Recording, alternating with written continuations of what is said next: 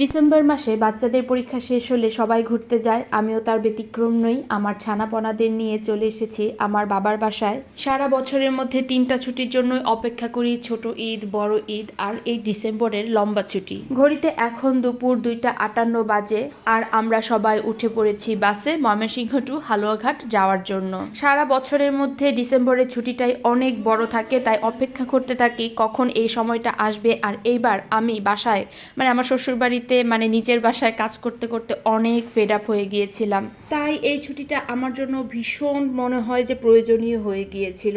আর এই যে আমার ছানাপনারা গাড়িতে উঠে পড়েছে, তারা তো ভীষণ খুশি। ত্রিধা, শ্রেষ্ঠা, সৃজা আর আমার ছোট বোন, আমরা সবাই একসাথে হালুয়াঘাট যাচ্ছি। আমার ছোট বোন ঢাকায় চাকরির ইন্টারভিউ দিয়েছিল, তো সে সেখান থেকে আমাদের বাসায় চলে এসেছিল ময়মনসিংহে। সেখান থেকে আমরা টুকটাক বেশ কিছুদিন ঘোরাঘুরি করে তারপরে আজকে যাচ্ছি হালুয়াঘাটে।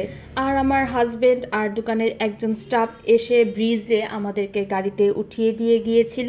এইবার যাওয়ার সময় আমাদের 6টা লাগেজ হয়েছে, বড় থেকে ছোট লাগেজ হয়েছে মোট 6টা। এই শীতের দিনের এই হলো এক অসুবিধা, শীতের জামা কাপড়ও প্রচুর পরিমাণে নিয়ে যেতে হয়। শুধু নিজের জন্য না, 3টা বাচ্চার জিনিসপত্র, শীতের কাপড় চোপড় গোছাতে এত কষ্ট হয়। যাই হোক, এগুলো কোনো কিছুই আসলে ভিডিও ক্লিপ নিতে পারিনি, কারণ একদম খুবই তাড়াহুড়োর মধ্যে আমরা বের হয়েছি। কারণ সকালবেলা সৃজার পরীক্ষা ছিল, সকাল 9টা থেকে 11টা পর্যন্ত একটা ভর্তি পরীক্ষা ছিল। ডিসেম্বরের 17 তারিখ আমরা বাসায় এসেছিলাম, হালুয়াঘাটে। তো সেদিন সৃজা পরীক্ষা দেওয়ার পরে তারপরে আমরা বাসে উঠেছি, প্রায় দুপুরই হয়ে গিয়েছিল বাসে উঠতে উঠতে। আর এই যে কথা বলতে বলতে আমরা চলে এসেছি তারাকান্দা। বাসে উঠলে আসলে সময়টা যেতেই চায় না, কখন বাসায় পৌঁছাবো এই একটা এক্সাইটমেন্ট কাজ করতে থাকে মনের ভেতরে।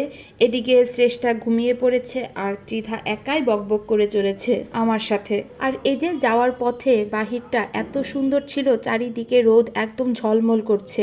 শীতের দিনে একটু রোদ দেখলেই মনের মধ্যে অন্যরকম একটা ভালো লাগা কাজ করে, কারণ শীতের দিনটা একদম আলসেমি ভাবেই কেটে যায়। তাই মনে হয় একটু রোদ উঠলে এই কাজটা করব, ওই কাজটা করব, এরকম আর কি। আর ডিসেম্বর মাস পুরোটা আমার এমন ছিল, কোনো কিছুই ভালো লাগতো না, মনটা খুবই খারাপ লাগতো। ভেবেছিলাম ডিসেম্বর মাসটা একটু রিল্যাক্সে যাবে একটা মাস, কিন্তু তখনই আমার পেজটা আসলে ছিল না, তার জন্য আর শারীরিক কিছু প্রবলেমের কারণেও মনটা খুবই খারাপ লাগতো। এইটা নয় এইটা, একটার পর একটা সমস্যা আসলে লাইফে তখন চলতেই থাকছিল।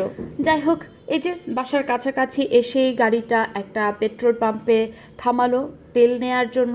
আর তখন খুবই বোরিং লাগছিল যে কখন বাসায় পৌঁছাবো।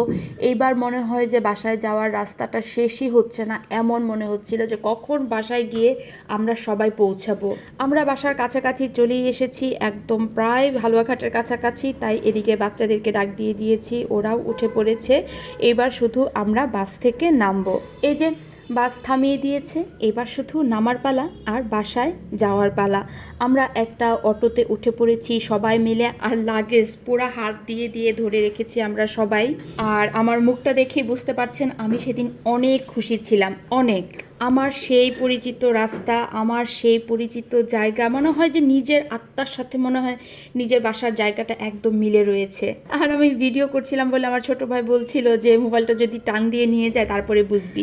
যাই হোক, কথা বলতে বলতে আমরা চলেই এসেছি জাস্ট আর কিছুক্ষণের পথ। এদিকে শ্রেষ্ঠা, ত্রিধা আর সৃজা তো ভীষণ খুশি। আমরা যখন অবনীর সামনে দিয়ে যাচ্ছি, তাদের এক্সাইটমেন্টটা কি লেভেল পর্যন্ত ছিল সেটা আসলে বলে বোঝাতে পারবো না। আর এই যে টাইগার আমাদের অটোর সামনে চলে এসেছে, আর ওই যে গ্রিল দেওয়া যে বাসাটা, সেটাই হচ্ছে আমাদের বাসা। গুপি গেল নিচে নেমে সামনের অটোটাকে সরাতে, এদিকে অর্ঘ্য চলে আসলো আমার শ্রেষ্ঠা আর ত্রিধাকে অটো থেকে নামাতে। আর এই যে বাবা দোকানে দাঁড়িয়ে রয়েছে একটা হাসি মুখ নিয়ে, কতদিন পরে মনে হয় আমাদের দেখছে।